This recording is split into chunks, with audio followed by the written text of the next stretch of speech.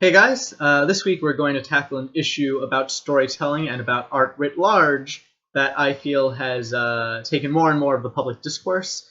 That in our culture of Gamergate and hot takes and just blogs and everything that everyone is kind of has an opinion about, and that is the question of when are stories political? When is it okay to say that any given story is about this, or has ramifications in this part of the world, or this part of the world, or this part of the world, or is about race or gender or whatever? So when is a story political? And the answer is pretty simple. It's always that all stories, all art is always political, whether you as an audience member, whether you as a creator want it to be or not. You really have no control whether or not a story is political or politicized or has any political implications. You just don't. And it doesn't matter whether it is a book or a movie or a video game or whether it's nonfiction or fiction. It doesn't matter. None of that matters. Art is inherently political. This is for a number of reasons. One, art doesn't happen in a vacuum. All art is based somewhat in somebody's experience. Even fiction, even fantasy, is based in the experience of the creator, what they believe to be real, what they believe to be fantasy, what they believe to be emotionally and intellectually valid. But if you want to go a bit deeper, and I'm sure some of you do, that's why you're watching this video past the point where I said always, there's two main reasons why art is political, or why stories are political. The first one is because the author in our culture is dead. And I don't mean that literally, of course. I mean, in some cases, yes, the author is literally dead. But in many cases that people are discussing right now, the author is very much alive and breathing, and good for them.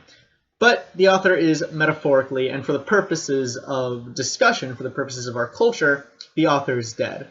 That once an author releases a work to the public, they no longer have influence over it.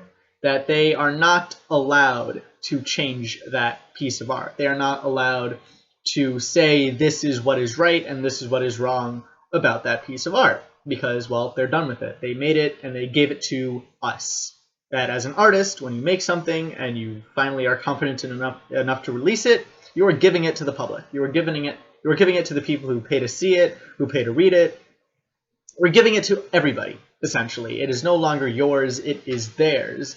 And so, if people then discuss your work, if people get a reaction, and if two or more people have different reactions to your work, well then that's politics right there. And I don't mean politics as in like liberal, conservative, who becomes the next president. I mean politics in the very basic definition of the word, which is kind of how two people relate to each other.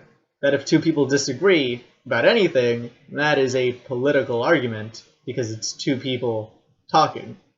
And that's all politics really is two people talking about their different experiences and what that means to them, whether that is gender politics or race politics or body politics, anything really that two people can have a discussion about is politics, and their disagreements or their agreements are political. And so when that comes to a story, when people watch a movie or read a book and say, well, I believe this about it, or this makes me feel this way, and another person says, I disagree, I think it says this, and blah, blah, blah, then your story's political. It's too late, and there's really no stopping it.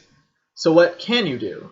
Well, as an author, you may have the instinct, you may have the urge to try and define your work, to try and say, well, this is what I meant to do. This is what I wanted the work to say. And in that case, that's perfectly allowed. You can do that. There's nothing stopping you. And in the age of the internet and social media, that's easier to do than ever. J.K. Rowling likes to do this quite a bit, I think. But plenty of other authors, too, say, well, when I was writing this, when I was making this, this was the intent. This is what I wanted to happen. And you can do that as much as you want until you're blue in the face, and that doesn't matter. I mean, it could. Some people, I'm sure, will read it and because you're the author have, respect your authority about that. But you're still dead in the culture. So your word is just about as valid as everybody else's. That what you say as the creator about a work is just as valid as what any audience member says about your work, what any viewer, what any reader says about it. Because, again, it's not yours anymore, that they are just as much in control of that narrative as you were when you were writing the work. So you can say, oh, I didn't mean to be racist, I didn't mean for this to be a big gender thing. If people are upset because they think your work is racist or a gender thing, then they are equally, or if not more so, correct than you are, even though you're the artist. So you can join that discourse, you can join the conversation as much as you want, but you can never stop it. You can never say, let's stop talking about it like this because this is not what I meant, because it doesn't matter what you mean anymore. It's not yours. You can just give up. Well, give up. No, don't give up. If you are sincerely mad about how your work is being taken, if you are sincere that you didn't mean to say this or do this, or you didn't mean to arouse anger or whatever, if you didn't mean to offend anyone, then what you can do as an author, and what you can do as a person just in general, if you ever upset anybody that you didn't mean to, is you can apologize. That before you die completely, you can say, I'm sorry. I'm sorry my work offended you. I'm sorry this was taken this way. And you might not be forgiven. People might not accept an apology. But hopefully they will. You know, not all people are jerks. And if you say, I understand that this work is seen this way, that what I did was construed in this way or that way, and you apologize, then I think you have a better, and you mean it, I guess. Sincerity, very important to this whole apologizing thing. And hopefully they'll forgive you and give you the opportunity to do better next time, which should be the goal of basically any artist, any creator, any writer, to do better, to make better art, to make art that completely expresses or conveys your opinions, your intent, your emotional and intellectual truth to the world. And great artists, the best artists, can do this and then perfectly convey their idea, perfectly get what's in their head into the head of somebody else via the medium of words or visuals or audio. And that's really hard because, well, that's art, is trying to do that, trying to put into your head into somebody else's head, and sometimes things get changed along the way. And yes, those changes are often political, and there's nothing you can do about that except apologize, move on, and try and get better at what you do so that maybe people can, really feel what you were feeling at the time, or really think what you think about something at the time. And the more art you do, the better you tend to do at this. The less your work gets, quote-unquote, misconstrued by people who don't get it. Because, again, they get it just as much as you do once it's released, and their opinions are equally valid as anyone's. So, yeah, if you're really mad about that, don't fight back. Don't say, this isn't political, this isn't what I meant.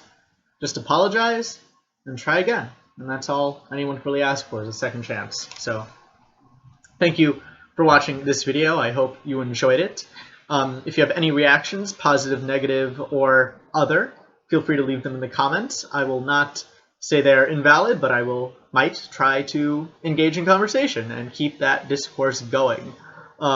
If you like this video, please rate it. If you want more of these, or to see anything I do, please subscribe, so when I put up new stuff, you'll be the first to know. And yeah, that's basically it for this video. I want to thank you guys for watching. I hope that you guys, get something out of it. And if not, again, in the comments, tell me what could I be doing better. Are there any topics about storytelling art that you want me to cover? Please, I'm kind of running out of ideas here, so please leave them down below as well. But before I go, I want to thank you guys once again for watching, and hope that you join me for some more videos or reviews or whatever you like watching from me, what I do. Thanks.